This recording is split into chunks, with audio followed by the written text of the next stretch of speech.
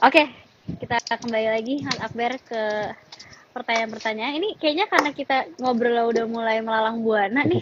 Pertanyaan jadi lebih spesifik nih dari @fndy lim. Nanya jika harga oil ke $100, apa harga batu bara bisa ke 200 lagi? Aduh, ini kebetulan saya nggak terlalu update nih mengenai apa namanya Harga komoditas oil ini ya. sendiri ya. Tapi memang sebetulnya kemarin sempat oil itu sempat ini ya sempat sempat jadi best buy juga, sempat maksudnya sempat jadi inceran juga gitu karena beberapa masih ada yang cukup under value juga di situ ya.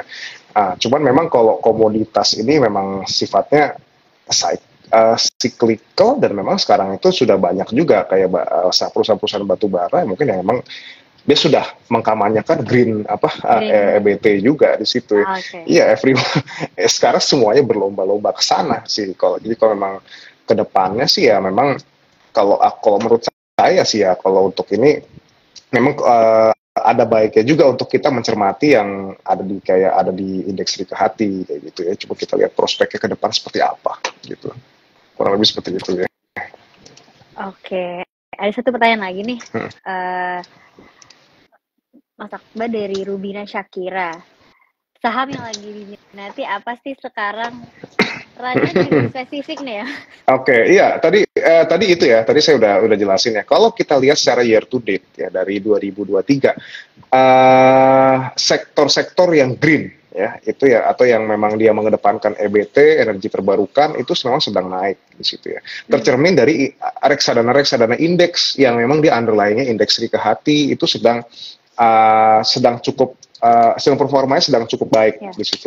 Nah, kalau memang kita bisa lihat untuk jangka panjangnya gitu, memang itu bisa jadi pilihan untuk sementara untuk saat ini ya.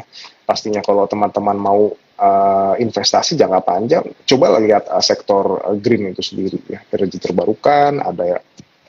Sekarang kan macam-macam ya. Kemarin ada juga anak usaha Pertamina ya yang dia ini juga yang PGEO gitu kan. Ya sektor seperti itu mungkin bisa jadi semacam opsi buat teman-teman untuk investasi gitu ya. Tapi lucunya ya Mas ya, pada saat IDX ngasih news gitu kayak sekarang mulai ada nih bursa karbon, di hari dia launching itu semua IHSG semua malah jadi merah. Penutup jadi cukup kayak jadi sebenarnya gimana sih gitu. Itu gimana tuh tanggapannya Mas Akbar? Kalau misalnya kita lihat ya sekarang ini ya year to date itu sekitar 5% ya kayak ESG leaders itu 4,8%, Rika Hati itu 5,1% gitu ya. Terus sektor malah yang lagi naik tuh apa yang agak tinggi secara year to date itu kayak transportasi logistik gitu. Hari ini kan juga di leadingnya kan itu ya di sana ya. Memang kadang-kadang ya ada kalanya memang mungkin bisa jadi ya karena ada kayak kejenuhan juga kali ya mungkin di beberapa sektor mungkin dia melihat waktu kemarin ada yang apa namanya ada yang memang lebih cukup murah gitu ya dan memang mereka pengen entry di sana dan itu akhirnya terapresiasi gitu nilainya di sana. Jadi memang somehow market itu memang tidak bisa kita prediksi bagaimana. Kalau kita bisa lihat ini yang sekarang lagi bagus gitu. Cuman hanya Tuhan dan market yang tahu kemana larinya dananya ini aliran dananya seperti itu. Dan jadi mungkin The Fed kali ya Mas yang tahu juga. Yes, The Fed The Fed itu memang sekarang isu The Fed itu memang masih menjadi kayak isu global yang paling dicermati untuk saat ini karena kan emang kuncinya di situ sekarang ya, yang penentunya sekarang. Kalau memang dia naik ya itu bisa jadi katalis negatif juga gitu di situ. Jadi kalau sebaliknya ya bagian naik turunnya itu sendiri kan juga sangat dipengaruhi sama kondisi di Amerika Serikat itu sendiri ya pastinya. Gitu. Jadi kemarin agak sempat bosen juga sih Mas Akbar yang ngeliat tetap aja ngomonginnya The Fed lagi. Kok kayaknya nggak ada perubahan gitu. Sementara dari negeri Cinanya juga mereka diam-diam aja gitu Mas kayak nggak. Iya, Cina malah sedang ada perlambatan ya belakangan ini ya. Justru ya malahan ya. Dan kalau kita lihat justru ya apa namanya ya kadang apa yang terjadi di Amerika mungkin nggak akan ya walaupun berpengaruh ya secara suku bunga, cuman memang dampaknya nggak terlalu yang gimana banget gitu kalau untuk Indonesia, tapi kan China gitu kan memang yang ya negara sasaran ekspor kita juga, itu ya seharusnya Ya, kita itu perhatiin sih ya. yang harus diantisipasi. Gitu sih. Ya, tapi lately Ada juga yang sekarang semua negara lagi tertuju pada situasi kondisinya AS ya, Mas yes. ya. Jadi sedikit sedikit sebenarnya kurang ter-highlight sih si ARB ini jadinya ya. Ini ada yang nanya lagi tadi seputar emas atau saham Ah ya ya, tadi ya. Nah, dari ini Universitas ini Mas. sebetulnya gini ya, kalau lucunya gini, kalau kita melihat kinerja emas ya, emas versus IHSG. Kalau itu kadang-kadang memang somehow dia bergeraknya anomali gitu ya. Coba kalau kita lihat emas sama saham-saham perbankan, ya jelas kalah emasnya gitu ya. Jadi di saat kalau kita memang tolak ukurnya dari IHSG waktu kemarin, saya ngelihat ada kalanya memang ketika emasnya naik tapi IHSG-nya turun gitu ya. Begitupun sebaliknya gitu ya. Nah, jadi ketika kita punya dua instrumen ini, ya ini akan membuat nilai dari portofolio kita jadi semakin stabil di situ. Tapi kalau Nah, tolak itu ukurnya IHSG. sebenarnya. Tapi ini IHSG ya, kita bicara IHSG. Kalau Oke. balik lagi sekarang kalau misalnya kita lihat saham, banyak yang memang bisa mengungguli indeks gitu ya. Dan banyak juga yang performanya lebih jelek daripada indeks gitu. Tapi kalau misalnya IHSG ya seperti itu, ya bisa stabil. Bahkan ya kenaikan harga emas bisa dilihat lebih tinggi kalau kita lihat dari 10 tahun terakhir gitu. Jadi memang menurut saya diversifikasi emas dan saham itu cukup menarik. Nah, tapi emas itu sendiri kita mungkin melihatnya seperti alat hedging aja. Jadi kalau misalnya kita punya uang 100 juta gitu ya, nilainya sekarang segitu, kita convert ke emas, maka 10 sampai 20 tahun kemudian ya harganya sama sesuai dengan harga nilai 100 juta yang sekarang ini gitu. Mungkin di masa yang akan datang udah berapa ratus juta. Jadi sama kayak gini ya Mbak Alia ya. Kalau waktu dulu kan saya sempat baca ya, ada namanya harga kambing dulu itu kan 1 dinar apa 2 dinar gitu ya. Sampai sekarang pun harganya 1 atau 2 dinar gitu. Sama aja gitu ya. Jadi tujuannya kita punya emas adalah seperti itu. Jadi memang kita punya uang yang bakal mengalahkan inflasi, beat inflation. Tapi kalau cuannya gede banget gitu ya mungkin enggak gitu. Ya. Itu kalau mungkin kita investasi di saham gitu sih. Oke, sebenarnya benar jawaban tadi ya, Mas Akbar ya. Kalau bisa diversifikasi keduanya, kenapa tidak gitu? Yang satu mungkin buat stabilitas gitu ya, satu lagi mungkin kalau kita ingin meraup cuan gitu kan. Ya. Tapi pertanyaannya lebih kepada kayak uang dingin berapa nih harus disisakan keduanya? Oke, sebetulnya gini, cara kita ngelihat uang dingin tuh ada satu cara begini ya. Uang dingin tuh kan kas dan setara kas yang kita miliki. Nah, sebetulnya itu ada batasannya juga, Mbak Lia, kalau gitu. secara financial planning. Okay. Sebisa mungkin kalau kita harus tahu dulu kekayaan bersih kita tuh berapa sih. Nah, cara mengetahui kekayaan bersih, caranya gampang. Kita punya aset berapa, kita jumlahin, terus kita kurangin sama utang-utang kita. Terus gitu. Kita punya cicilan, tapi utang dengan kayak gini ya. Utang yang belum terbayarkan. Misalnya kita cicilan KPR berapa? Oh, 3 juta 1 bulan. Tapi bukan cicilan yang kita mau lihat ya di sini. Tapi total utang KPR yang belum lunasnya berapa ratus juta. Aset kita misalnya 1 miliar ya. Tapi kita punya utang rumah yang belum lunas sekitar 600 juta. Berarti kan ketika 1 miliar dikurangi 600 juta, 400 juta. Kita punya kekayaan bersih 400 juta. Situ. Nah, uang dingin kita tuh seharusnya berapa sih? Kalau kita lihat berapa persen tabungan kita sih? Nah, kalau kita lihat tabungan kita yang ideal, ya, yang ideal itu adalah 15-20% dari kekayaan bersih. Jadi kalau misalnya kekayaan bersihnya 400 juta, ya maksimal banget kita punya tabungan tuh ya sekitar 80 jutaan lah kita pegang cash di situ. Nah, itu aset lancar kita. Nah, ketika aset lancar kita itu mencapai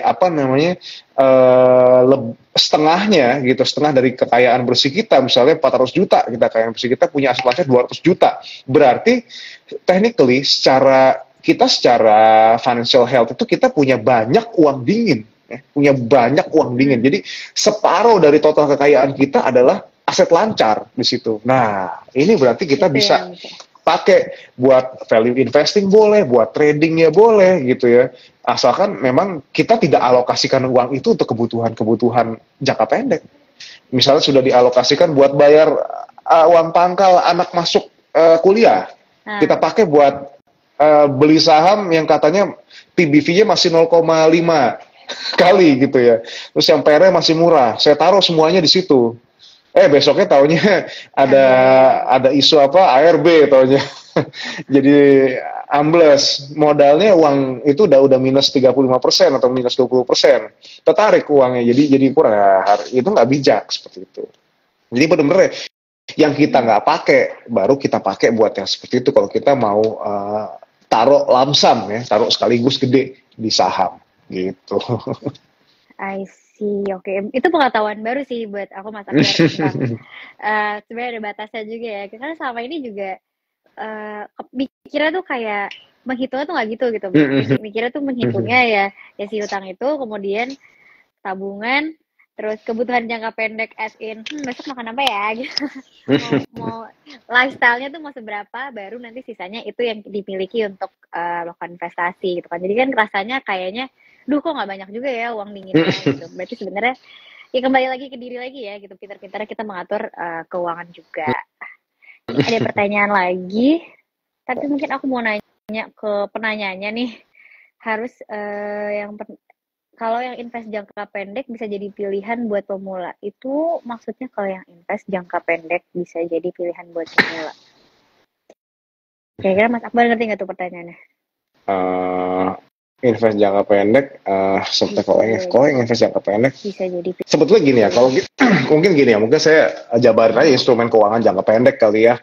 Sebetulnya kalau menurut saya saham itu lebih untuk long term ya. Cuman permasalahan pada praktiknya banyak yang melakukan trading jangka pendek. Nah, trading itu beda sama investasi ya. Even terus bagaimana dengan orang yang investasi 1 tahun gitu ya? Misalnya, 1 tahun bagaimana investasi? Ya beli sahamnya, habis itu jualnya tahun depan gitu. Karena tahun depan kayaknya dia bakal bagi dividen nih, atau dia tahun depan tuh perusahaannya bakal diinjek sama siapa gitu, bakal merger kayak gitu. Habis itu kita baru jualan. Sebetulnya kalau kayak gitu saya belum bisa katakan itu sebagai investasi sih. Jadi tuh saya masih melihatnya layaknya trading aja gitu. Karena kalau investasi kan Anda sekarang gini ya, ini saham kan penyertaan ya. Kita beli perusahaan di situ ya. Ekspektasinya kalau kita beli perusahaan pasti perusahaannya bertumbuh dong ya. Dalam jangka panjang, dari yang dulu cuma segini jadi segede gini, jadi yang bagi dividen terus. Nah kalau kita cuma dalam jangka pendek exit kayak gitu ya, berarti belum bisa saya bilang investasi ya di situ ya. Jadi sebetulnya itu lebih kepada trading. Tapi kalau misalnya ini kalau investasi jangka pendek itu apa sih ya, instrumennya saya rasa pilihlah instrumen yang memang fluktuasinya rendah gitu ya. Contohnya seperti apa ya, tadi reksadana pasar uang tuh fluktuasi rendah gitu. Reksadana pendapatan tetap ya, walaupun ada fluktuasinya tapi tidak setinggi reksadana campuran atau saham gitu ya. Deposito bagaimana? Deposito juga instrumen jangka pendek gitu, karena kalau kita pakai deposito lebih dari 5 tahun ada risiko inflasi ya, bisa jadi nggak akan bisa mengalahkan inflasi yang ada di situ. Nah, jadi kurang lebih seperti itu ya. Kalau memang instrumen jangka pendek ya ada di 3 itu, atau surat berharga negara juga itu instrumen jangka pendek juga. Kalau misalnya dia 3 tahun, hitungannya masih jangka pendek gitu ya. Oke, ini tadi ada yang bahas lagi itu loh, yang akun bank invest 1 tahun nanti dapat bunga berikut yang invest. Maksudnya gimana ya? Enggak, saya nggak bingung saya. Belum lengkap juga sih aku masih ya. Yang akun bank. Ya mungkin saya yang tadi sudah bisa menjawab juga sih buat Karbira Syakira. Jadi buat Mas Akbar sebenarnya 1 tahun itu masih dihitung jangka pendek ya? Jangka pendek itu di bawah 1 tahun sampai 3 tahun jangka pendek. 3 sampai 5 saya kategorikan 3 sampai 5 itu menengah. 5 ke atas itu panjang di situ. Jadi apakah saham bisa jangka menengah? Bisa. Jangka panjang bisa banget gitu. Cuman pemilihannya, stock pickingnya itu harus diperhatikan banget di situ ya? Dan strategi harus kuat ininya. Dan memang kalau kita invest, saya sukanya lamsam ya kalau invest ya. Jadi kalau beli pelan-pelan, iya beli pelan-pelan bisa juga, as long as memang masih di bawah nilai intrinsik. Misalnya kita lihat nih, sekarang harganya 300 perak gitu, per lembar. Nilai intrinsiknya saya lihat, oh bisa di 1000 gitu. Nah besok naik ke 400 gimana? Oh masih di bawah nilai intrinsik, saya masih bisa beli di situ. Nah karena kalau sampai di atas udah melebihi 1000 baru saya jual. Jadi saya memang jualnya patokannya valuasi dari dulu di situ. I see. Oke, oke. Ini insight baru sih, Mas Akbar. Oke, berarti aku mungkin sekarang mulai coba investasi menengah kali ya, Menengah boleh. supaya lebih kerasa gitu ya, kelihatan gitu. Oh nih investasinya ada hasilnya nih dari yang kemarin, karena kan mikirnya juga masih labil gitu ya, Mas ya, baru mulai kayak melihat teman-teman sebaya udah ada yang mulai trading terus easy money gitu ngeliatnya kan, Easy money gitu ya. gitu kan, terus gue traktir, gue habis dapet cuan nih berapa gitu kan, jadi tergoda gitu loh Mas, kayak, apa diambil aja ya profitnya ya gitu, apa sebenarnya juga enggak, ya belum kerasa juga gitu loh hasil dari investasinya. Oke, kita kembali lagi nih Mas Akbar kepada topik kita, yaitu akhirnya kita sudah melawan buana kemana-mana. Jadi mungkin untuk 5 menit terakhir gitu ya, buat Mas Akbar nih, dengan adanya pemberlakuan, ini mungkin kayak final question gitu dari aku. Dengan pemberlakuan ARB 5 simetris ini itu membuat September jadi lebih ceria atau tidak ceria? Ya pastinya ceria lah ya di sini ya, karena semuanya kembali lagi seperti sedia kala ya, dan harga dan memang perdagangan itu akan mencerminkan perdagangan yang real seperti waktu dulu ya.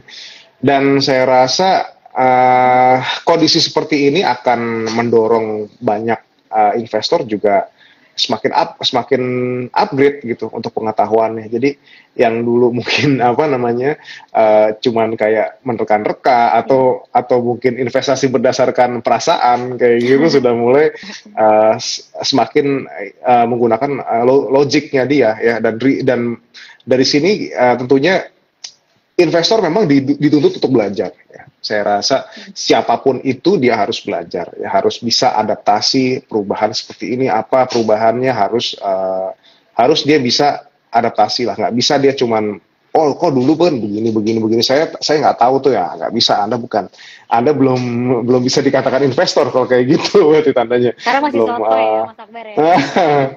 Iya, nggak boleh sotoy gitu ya. Kalau saya pernah dengar kolega saya kalau misalnya dia bilang kalau nggak ada orang yang memang bisa bilang kalau misalnya gue